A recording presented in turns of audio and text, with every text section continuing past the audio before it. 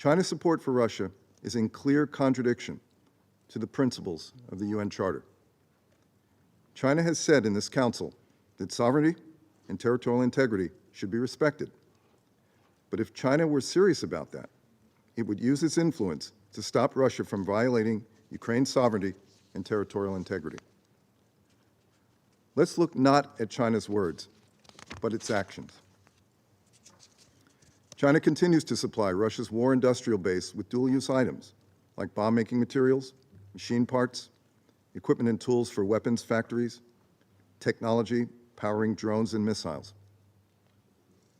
Russia needs these Chinese products for its attacks against Ukraine's civilians and infrastructure. Chinese companies provide them, profit from them. By continuing to permit these exports, Beijing's telegraphs tacit approval of Russia's war, and PRC companies have even helped develop and produce long-range attack UAVs for Russia. If China truly wants a peaceful resolution to Russia's war against Ukraine, it must end its supply to Russia's war machine, impose sanctions on Russia, call on Russia to withdraw its troops, and lead the international community as a permanent member of this council responsible for safeguarding the principles of the UN Charter. Instead, China is a decisive enabler of Russia's war against Ukraine and has refused to use its influence constructively. It has given Russia political cover by repeating Russia's false justifications for the war and by suggesting we should ignore the UN Charter because, quote, the situation on the ground has changed, unquote. China has suggested we not link Russia's aggression in Ukraine with the DPRK's pursuit of nuclear weapons, while it is clear Russia is helping the DPRK with its nuclear ambitions in return for troops and weapons to use against Ukraine. When it comes to Russia, China has demonstrated it is not a legitimate actor for peace.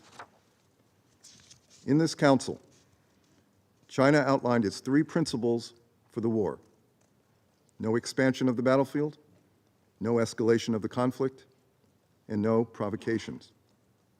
But China stood aside as Russia violated all three principles by bringing the DPRK into the conflict. Russia has deployed nearly 12,000 DPRK troops, including elite special forces, to fight against Ukraine. Russia has also violated multiple resolutions of this council by importing from the DPRK more than 20,000 shipping containers of munitions, containing at least 6 million heavy artillery rounds and well over 100 ballistic missiles. China has considerable influence with both Moscow and Pyongyang, but it has declined to use that influence to oppose Russia-DPRK military cooperation. China has not criticized Russia for importing missiles and Shahed drones from Iran, or for testing on the people of Ukraine an experimental hypersonic missile capable of carrying a nuclear warhead. In this council, China has called for the protection of civilians and prisoners of war.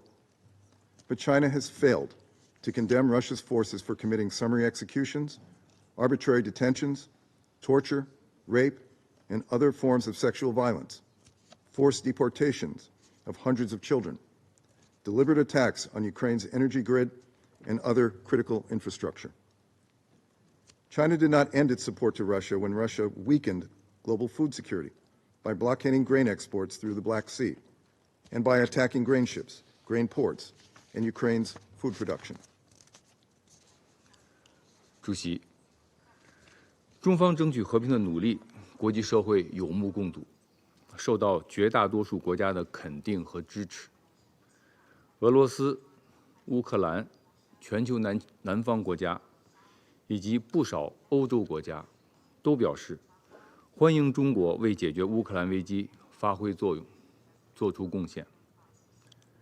唯独美国选择对中国的努力视而不见，持续不断地在公开场合散布虚假信息。刚才你的同事伍德大使，他作为美国代表发言时表示，这是他最后一次出席安理会的会议了。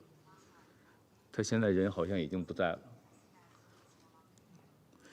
但是他依然没有放弃利用这最后的机会，来对中国进行大肆的攻击、抹黑，好像战争延续到今天是中国的错误。